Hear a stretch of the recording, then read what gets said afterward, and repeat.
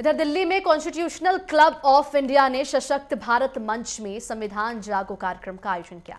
बताते आपको चले कि संविधान जागो कार्यक्रम का 1 वर्ष पूरा होने पर संविधान योद्धा सम्मान समारोह का आयोजन किया गया।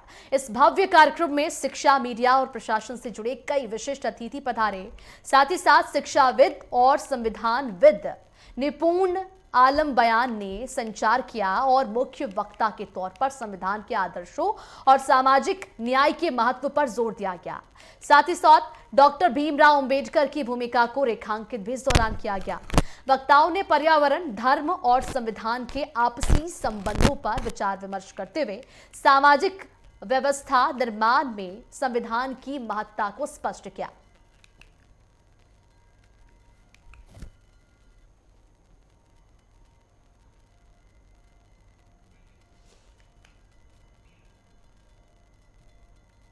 देखिए, हमारे साथ निपुण आलम जी हैं और बात कर लेते हैं उनसे सर से।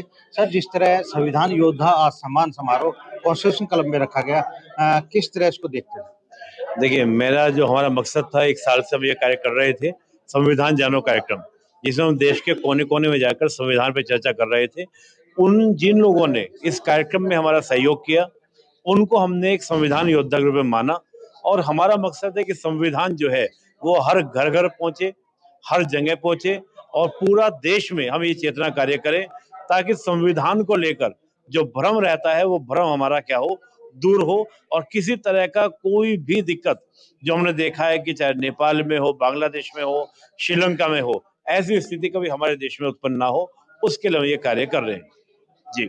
निपुण जी, जिस तरह आपने एक संगठन भी खड़ा कर लिया है और ये शायद जो सम्मान समारोह है, उन्हीं लोगों के लिए रखा गया था। लेकिन जिस तरह आज पत्रकारों को भी आपने सम्मानित किया, तो कुछ संगठन के बारे में बताएं। देखिए, संगठन हमारा ये है कि नाम तो हमने कार्यक्रम रखा संविधान जानो। संगठन का मन में नहीं था कि संगठन बनाना है, था कि जागरण कार्य करना है। लेकिन क्या था कि जब तक संगठन ना हो, तो कोई कार्य आप कर नहीं पाते। तब हमने देखा कि हम सशक्त भारत मंच रखेंगे, अपने कार्यक्रम को, संगठन को रखेंगे, ताकि देश भर में जो एक सशक्त होना चाहिए, सशक्तिकरण होना चाहिए, केवल संविधान के माध्यम से नहीं, पर्यावरण है, अन्य बहुत सारे मुद्दे हैं। उन सब मुद्दों में हम लोग क्या करेंगे, लोगों को जागृत करेंगे।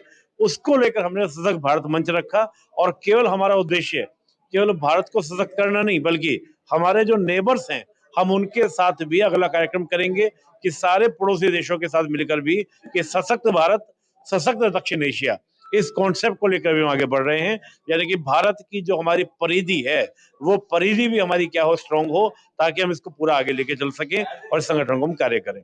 नहीं, देखिए, हमारा मकसद था कि अगर हम स्कूल में जाते हैं, कॉलेजों में जाते हैं, यूनिवर्सिटीज में जाते हैं, तो हमारी कोशिश ये रहती है कि अपनी किताब तो हम देती हैं, हमने नागरिक कर्तव्य बनाई है। इसके अलावा हम अपील करते हैं हर स्कूल में कि हर बच्चा अपनी किताबें पढ़े, सिलेबस पढ़े, इसके अलावा अपनी पुस्तक हर चीज पढ़े, रामायण पढ़े, गीता पढ़े, कुरान पढ़े, बाइबल पढ़े, लेकिन साथ में संविधान भी पढ़े और संविधान घर घर में पहुंचे।